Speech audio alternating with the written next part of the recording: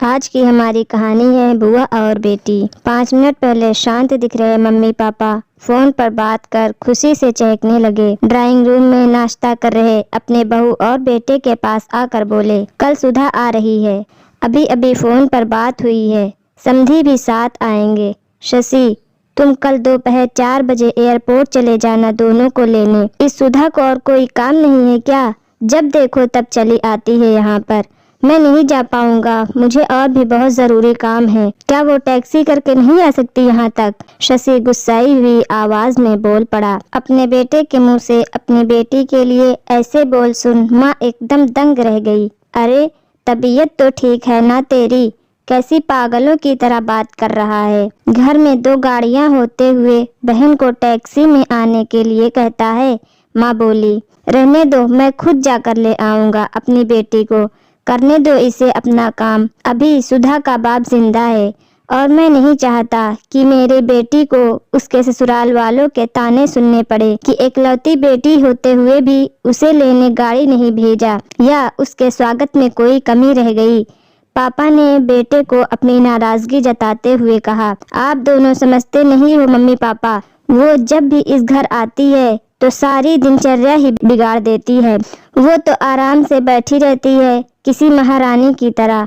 हम सबको उसकी आवभगत में लगना पड़ता है। मेरी पत्नी को तो पूरा दिन ही दीदी और जीजा जी के आगे पीछे उनके ऑर्डर पूरे करते हुए निकल जाता है। गुस्से से शशि बोला, आज क्या हो गया है तुझे? कैसी बहकी बहकी बातें कर रहा है? बहन है तेरी, कोई पराई तो नहीं है। अब क्या है उसका इस घर में? शादी में दे दिया था ना हमने जितना देना था, फिर क्यों चली आती है बार बार यहाँ पर और हर बार बैग भर भर कर लेकर जाती है? वो अलग, आपने समझना चाहिए कि वो सिर्फ हमें लूटने आती है और कुछ नहीं। शशि ने तंग करते हुए कहा, तुझे क्या, अगर वो यहाँ से थोड़ा कुछ ले जाती है तो?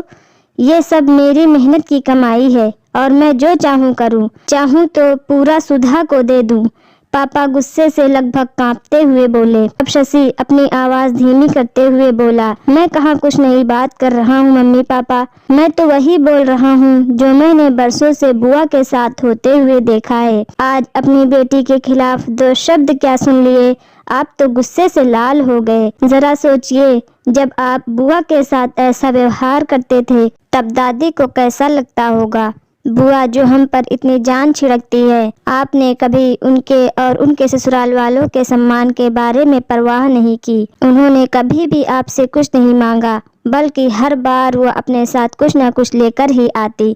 लेकिन आपका व्यवहार कभी भी उनके साथ अच्छा नहीं रहा। दादी ने भी आपसे कभी नहीं कहा कि मेरी बेटी को पैसे दे दो या कुछ खरीद कर दे दो। फिर भी दादी को आपके यहाँ इतनी भी परवानगी नहीं थी कि वो अपनी बेटी को कुछ दिनों के लिए अपने पास बुला कर रहने दे। अपनी बेटी का ऐसा अपमान वो सहन नहीं कर पाई, इसलिए वो गांव में पुराने घर में अकेले रहने चली गई। बुआ भी अपना अपमान सह लेती, पर आपने उनके पति का भी मान नहीं रखा, इसलिए उन्होंने भी हमारे घर आना जाना छोड़ दिया। जिस तरह सुधा इस घर की बेटी है, बुआ भी तो इसी घर की बेटी है। आपने 2 बेटियों में फर्क कर अच्छा नहीं किया। और रही मेरी बात, तो मैं अपनी बहन से बहुत प्यार करता हूँ। मैंने कभी अपनी पत्नी को उसके खिलाफ गलत बोलने का हक नहीं दिया और वो बोलेगी भी नहीं। मैं खुद जाकर उसे लेकर आऊंगा, क्योंकि मुझे मेरी बहन पर गर्व है और अपने अच्छे भाई होने पर भी।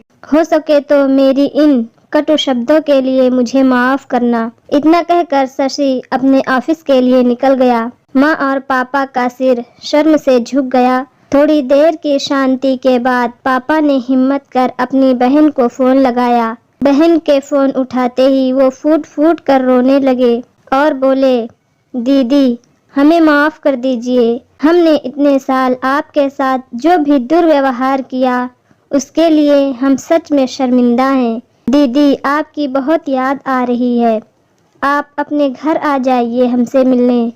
अगर आप कहे तो मैं आ जाता हूँ आपको लेने। दूसरी तरफ दीदी भी रो रही थी। वो भाई के इन थोड़े ही शब्दों से पिघल गई थी।